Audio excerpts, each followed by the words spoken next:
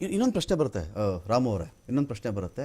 ಯಾವ್ಯಾವ ರಾಜ್ಯಗಳ ಬಗ್ಗೆ ಅತಿಯಾಗಿ ನೀವು ನಂಬ್ಕೊಂಡಿದ್ದೀರೋ ಆ ರಾಜ್ಯ ನಿಮಗೆ ತುಂಬ ಕೈ ಹಿಡಿದಂತೆ ಅನಿಸ್ತಿಲ್ಲ. ಅಂದರೆ ನೀವು ನಂಬ್ಕೊಳ್ಳೋದು ಹೇಗೆ ಅಂತ ಹೇಳಿದ್ರೆ, ಬೇರೆಯವ್ರಿಗೆ ಒಂದು 10-20 ಸೀಟ್ ಕೊಟ್ಬಿಟ್ಟು ನಂಬ್ಕೊಳ್ಳೋದಲ್ಲ ಬಿ ಜೆ ಪಿಯವರು. ಸ್ವೀಪ್ ಅಂತಲೇ ನಂಬ್ಕೊಳ್ಳೋದು ನೀವು ನಂಬ್ಕೊಳ್ಳೋದು. ಬೇರೆ ಪಾರ್ಟಿಯವ್ರು ಹೇಳೋದು ಹೆಂಗೆ ಹೇಳ್ತಾರೆ, ಒಂದು 10 ಸೀಟ್ ಬರ್ಬೋದು, 15 ಸೀಟ್ ಬರ್ಬೋದು ಅಂತ ಬೇರೆಯವ್ರು ಮಾತಾಡ್ತಾರೆ. UP ಬಗ್ಗೆ ಆಗಲಿ, ರಾಜಸ್ಥಾನ ಬಗ್ಗೆ ಆಗಲಿ, MP ಬಗ್ಗೆ ಆಗಲಿ ನೀವು ಮಾತನಾಡಿದ್ದೇ ಹಾಗೆ, ಅಥವಾ ನಿಮ್ಮ ಕಾನ್ಫಿಡೆನ್ಸ್ ಹಾಗೆ. ಯಾಕಂದರೆ ದಕ್ಷಿಣ ಭಾರತದಲ್ಲಿ ನಿಮ್ಗೆ ಅಂಥ ದೊಡ್ಡ ಅಸ್ತಿತ್ವ ಇರಲಿಲ್ಲ ಎಕ್ಸೆಪ್ಟ್ ಕರ್ನಾಟಕ.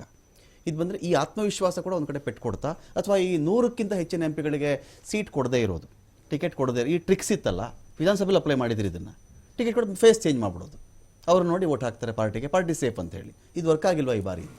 ಅಲ್ಲ, ಈಗ ನಾನು ಏನಾದರೂ ಇದ್ರ ಬಗ್ಗೆ ಮಾಹಿತಿ ಕೊಡಬೇಕಾದ್ರೆ 3:30 ಮೇಲೆ ಹೇಳ್ಬೇಕು ಈ ಮಾಹಿತಿಗಳ.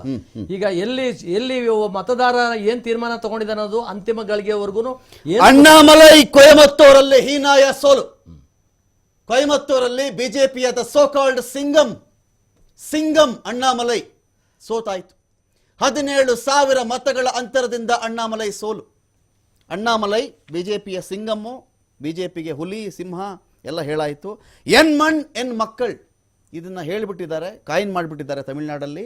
ಈ ಎನ್ ಮಕ್ಕಳಿಗೆ ದೊಡ್ಡ ಮಟ್ಟದಲ್ಲಿ ತಮಿಳುನಾಡಲ್ಲಿ ವೋಟ್ ಹಾಕ್ಬಿಡ್ತಾರೆ ಜನ ಅಂತ ಪರ್ಸೆಪ್ಷನ್ ಅಥವಾ ನರೇಷನ್.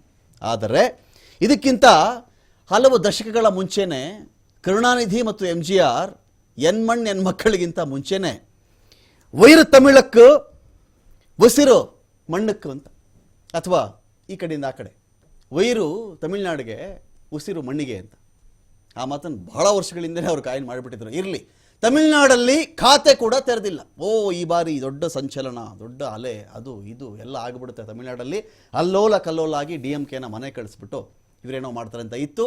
ತಮಿಳುನಾಡಿನ BJP ರಾಜ್ಯಾಧ್ಯಕ್ಷ ಅಣ್ಣಾಮಲೈಗೆ ಸೋಲು, 17,000 ಮತಗಳ ಅಂತರದಿಂದ ಸೋಲು. ಬೆಳಗ್ಗೆ ಡಿಬೇಟಲ್ಲಿ ಪ್ರಶ್ನೆ ಮಾಡಿದಾಗ, ಇಲ್ಲ ವೋಟ್ ಶೇರಿಂಗ್ ಅಂತ ನಾವು ಜಾಸ್ತಿ ಮಾಡ್ಕೊಳ್ತೀವಿ ಅಂತ ಹೇಳಿದರು. ಇಲ್ಲಿ ಸೋಲ್ತಾರೋ ಅಲ್ಲಿ ವೋಟ್ ಶೇರಿಂಗ್ ಬಗ್ಗೆ ಮಾತಾಡ್ತಾರೆ, ಎಲ್ಲಿ ವೋಟ್ ಶೇರ್ ಇರುತ್ತೋ ಸೀಟ್ ಶೇರಿಂಗ್ ನೋಡಿ ಅಂತ ಅಲ್ಲಿ ಹೇಳ್ತಾರೆ. ಇರಲಿ ಸರ್, ಇದು ಈ ತಮಿಳುನಾಡಲ್ಲಿ ಅವರ ಪ್ರಯತ್ನ ಅಲೆಗಳಿತಾ ಇಲ್ಲ ನಾನು, ಆದರೆ ಬಿಂಬಿಸಿದ ಮಟ್ಟಕ್ಕಲ್ಲ ಅಂತ.